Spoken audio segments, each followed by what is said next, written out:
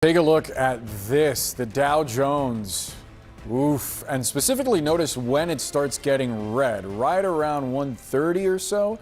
Yeah, in the last hour, Wall Street investors appear to be rattled after the White House said that President Trump is sticking to his February 1st deadline for new tariffs on Canada, Mexico, and China.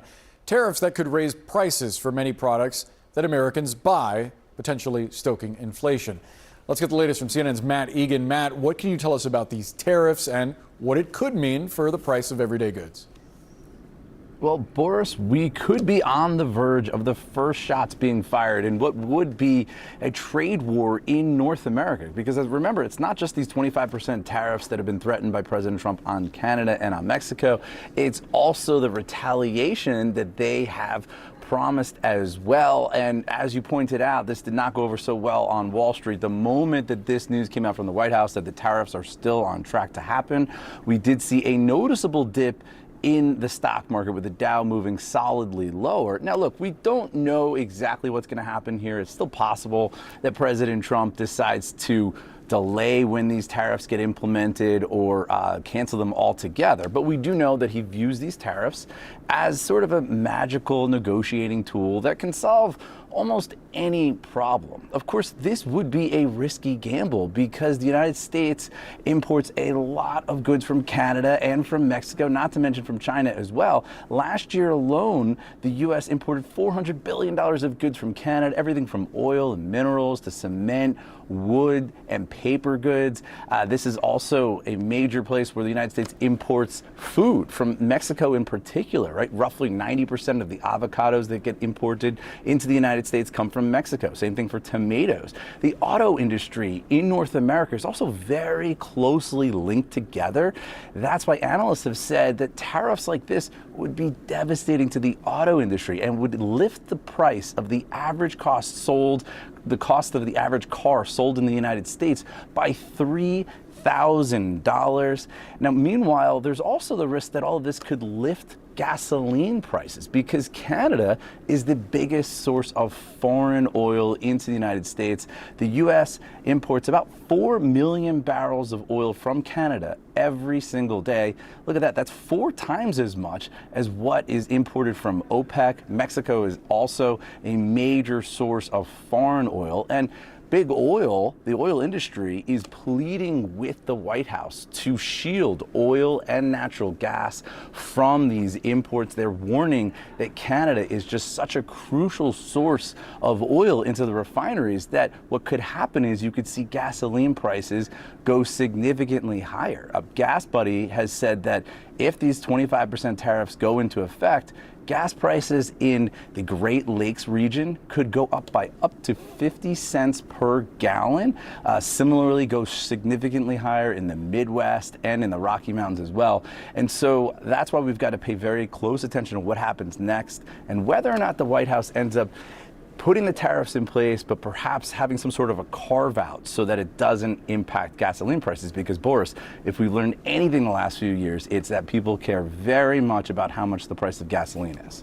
It's perhaps part of the reason the price of everyday goods, why Donald Trump got elected. And we should quickly point out, Caroline Leavitt, the press secretary, was asked about exceptions specifically for oil and oil products, and she didn't have any specifics. She said that we would find out within the next 24 hours. So Matt Egan will check in again once these tariffs are rolled out to see whether there was a carve out or not. Thanks so much, Matt. In one survey of economists, 95% agree that tariffs will likely mean higher prices for consumers. Let's discuss this new data with Mark Zandi, the chief economist at Moody's. Mark, thanks so much for sharing part of your afternoon with us. These tariffs looming over the weekend, the White House would not give details on whether there would be exceptions for things like oil products. I wonder how you think the markets and consumers are going to be affected by this. Well, Boris, it depends, right? It depends on how high the tariffs are, which products, if there are going to be exemptions or carve-outs, how long the tariffs will be in place. So there's a lot of imponderables, which highlights one of the problems with tariffs, and that is it creates a lot of uncertainty for businesses and consumers, and is a problem for economic growth. But but it's hard to answer that question because we just literally don't know. I mean, we could play an experiment. Let's say that the president follows through and imposes 25% tariffs on all goods, imported goods from Canada and Mexico, and 10% on all goods from China. No exemptions, no carve outs, and keeps them in place for a year. Then that would add 6 to 0.7% to consumer price inflation. So just to make that concrete, instead of, say, inflation being 2% over the next year, it would be 2.6 or 2.7%. But that's extreme. That's kind of an outside kind of scenario. I doubt the president has that in mind, but that gives you kind of context. This afternoon, in response to the message from the White House, the Canadian Prime Minister Justin Trudeau responded saying that if the U.S. moves ahead, quote, Canada is ready with a forceful and immediate response. How would a trade war potentially take shape? And specifically, which products coming from Mexico and Canada, for example, do you think consumers might wind up paying more for? Yeah, well, of course, the Prime Minister Trudeau's comments highlight another problem with broad-based tariffs, and that is other countries are going to respond. They're going to retaliate, just like they did in President Trump's first term when he imposed tariffs, on China, and that costs American jobs. It hurts manufacturers who export a lot of product. It hurts farmers and agricultural industries because they export a lot of product. So it does a lot of damage. The kind of, if you look at what we import from Canada, Mexico, China, it's a wide array of products. It's 35% of all of the imported goods that we bring into the country come from those three countries. Those are the big three countries from which we get imports. So it's everything from cars to electronics, furniture, fresh food. We get a lot of avocados and berries and tomatoes from Mexico. Machine tools, from Canada, we get a lot of oil, lumber. So, the cost of home construction is very high, and this would add to it and make it more difficult to afford to buy a home. So just a wide array of products would be affected by the higher tariffs. Again, Boris, if there are no exemptions and carve-outs. Right. You mentioned the potential for inflation to go up somewhat. Obviously, it hit a high a few years ago, but it's still sort of a stubborn inflation that hasn't gone down as much as the Fed would like. I wonder why you think that is. Yeah, that's exactly right. It's come way back from where it was, and but it's still not back to something that the Federal Reserve feels comfortable with.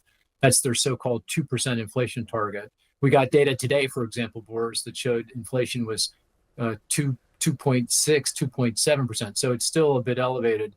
I think it's a range of things, but a big part of the difference between current inflation and the Fed's target is the growth in the cost of housing. Rents have been up, and that has kept the housing costs up, and that's what's reflected there. But inflation remains persistent. Really, nothing makes Americans more anxious than having to pay more for groceries and for rent and for gasoline. And clearly, broad-based tariffs would add to that angst and those concerns. Mark Zandi, we have to leave the conversation there. Appreciate your analysis as always. Sure thing.